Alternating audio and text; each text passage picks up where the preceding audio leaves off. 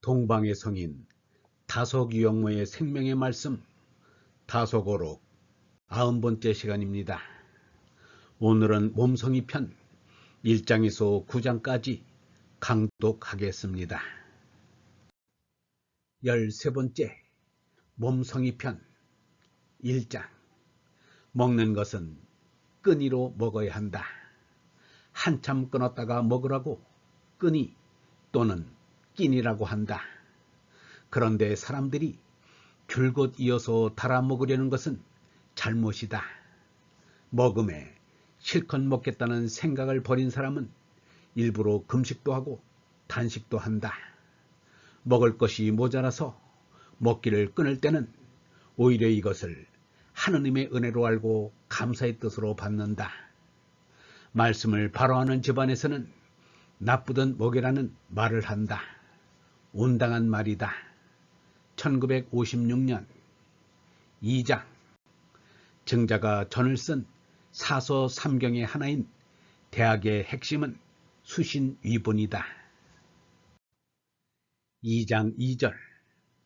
자기의 몸은 돌보지 않고 돈 벌기에 벼슬 얻기에 자기의 전부를 바치는 사람이 얼마나 많은가. 이는 자기 몸을 학대하는 것이라 할 것이다. 증자는 무엇보다도 가장 큰 관심을 쏟은 것의 하나가 몸성이었다. 이 몸은 내 정신을 담은 그릇이기 때문이다. 증자가 이렇게 말했다. 선비는 마음이 넓고 몸은 굳세야 한다. 그 까닭은 군자의 책임은 한없이 무겁고 군자의 갈 길은 한없이 멀기 때문이다. 온 세상 사람을 구원하는 일이라 책임이 무겁지 않겠는가? 죽어야 끝이 나니 멀지 않겠는가? 온 세상 사람을 다 구원해야 할 책임을 다하기 위해서는 건강한 육체가 무엇보다도 필요하다. 건강한 육체가 건강한 정신을 펼 수 있게 하기 때문이다. 2장 6절. 인생의 목적을 달성하기 위하여 우리는 몸을 소중히 여길 줄 알아야 한다.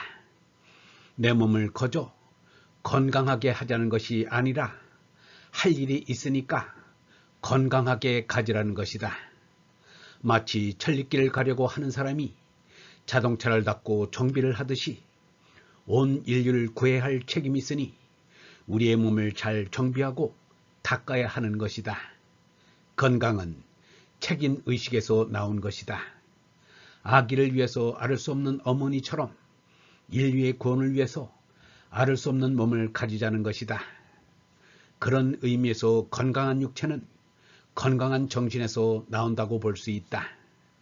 1956년 3장. 사람은 비위가 좋아야 한다. 그래서 음식을 먹을 때도 이것도 먹고 저것도 먹어야 건강한 몸인 것이다. 3장 2절. 밥이 더워서 못 먹겠다. 식어서 못 먹겠다는 사람은 건강이 틀렸다. 자기가 병든 것을 모르고 자꾸 음식 만든 사람을 나무란다. 이것은 좋지 못한 일이다. 1956년 4장. 몸 성하면 다른 것은 바라지 말아라. 나에게 감투를 줄 터이니 병들라 하면 나는 싫다고 하겠다.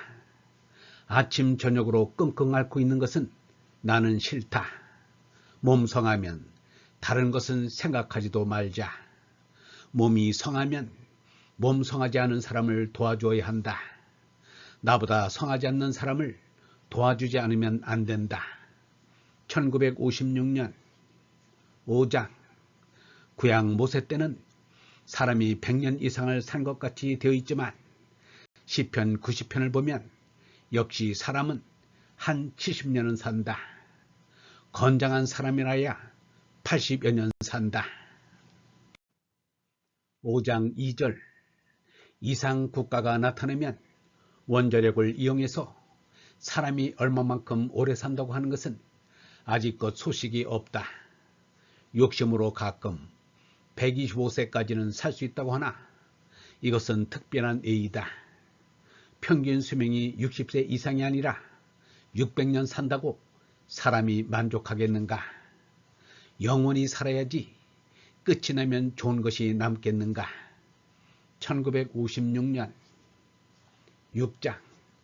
몸은 부모로부터 받았으면 다치지 말고 가야 할 것이다. 몸은 무엇인가 하면 자기 어를 담는 그릇이다. 그런데 간혹 사람들은 개죽음을 하는 이들이 있다.